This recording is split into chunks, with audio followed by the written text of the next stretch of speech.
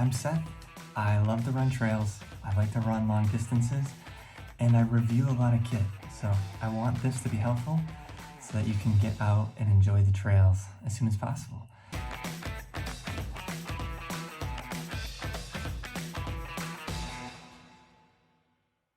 I've been talking about different types of shoes, if you've seen other videos, and I talk about zero drop. You can find all types of videos and articles about what is zero drop, so I'm not going to explain that. I prefer zero drop shoes just for the sake of my knees. And as a little bonus tip, I had knee problems for a long time, and in high school, college, and even up till like 5 years ago, I was struggling. I went to doctors, physical therapists. I just wanted my knees not to hurt. I felt like I could run long distances fine in my chest and my muscles, but my knees ached and clicked. And what it came down to for me is just stretching, which is embarrassing. But quads, I had to stretch out my quads better, and then I had to do the side-to-side hip, pushing my hips out and getting those, I'm guessing the hip flexors loosened up. I did foam rolling, and that helped a ton. So maybe a different video for that, but look those up if you struggle.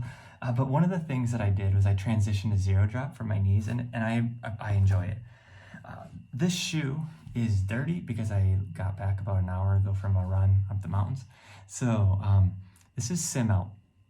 It's a brand based out of France, and I've been reviewing a lot of kit by them. They're a newer brand and not been around for as long as some of the other ones that you're familiar with, but they're really trying to fill a market which wouldn't be like high-end, expert level, professional level kit. They're trying to help people get into this trail running and provide good kit that is cheaper but will last for what you need it to last for. And this shoe is a good shoe. This is called the 864, and there's more information. I'll put more information down below and even a written review of it. But why this is unique is it's meant to help people transition from a higher cushion to a lower cushion. So your shoes come with 3 different levels of inserts. So it starts with the 8s, and you put these in thicker for the drop from the heel to the toe. And then you go from 8s and you go down to 6s. And then you get down to 4s, which is what I've been using in these shoes and why it's so dirty. Put a lot of miles in these already as I'm reviewing them, trying to figure out, do I like them or not, and give a fair review. But here's what this shoe does. It's meant to fill this market of helping people diminish the drop. So control that to help with a better posture, better run. Some of the other things that I like about this shoe, it's light. It's not a heavy shoe at all. It has good Vibram sole with grip. No problems with that. The tongue is interesting. It's sewn inside, so it doesn't like move from side to side, which you see other companies doing as well. It also has a small pad in that to keep for the heel lock, which I explained in another video, but use this to keep your heel tight against the back and keep your toes from jamming against the front, especially when you're doing a lot of vertical gain and loss specifically. That can really mess up your running. So it's a good shoe. It's light. It has a slightly smaller toe guard. I like wider toe guards because I feel like I stub my toes on rocks a lot. I run across rock slides and roots and everything else you can imagine. So I like a little bit wider, but it's sufficient just to block that there.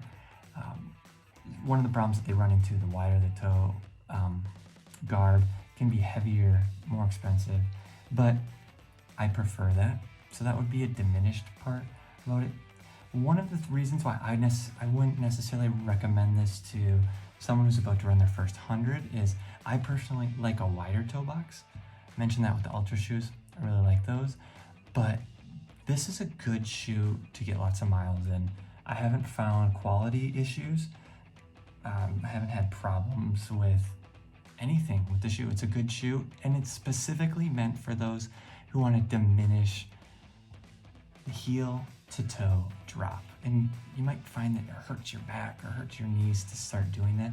Don't jump into it all at once. Get something that you can mess with and try it out. And this is a great shoe for that.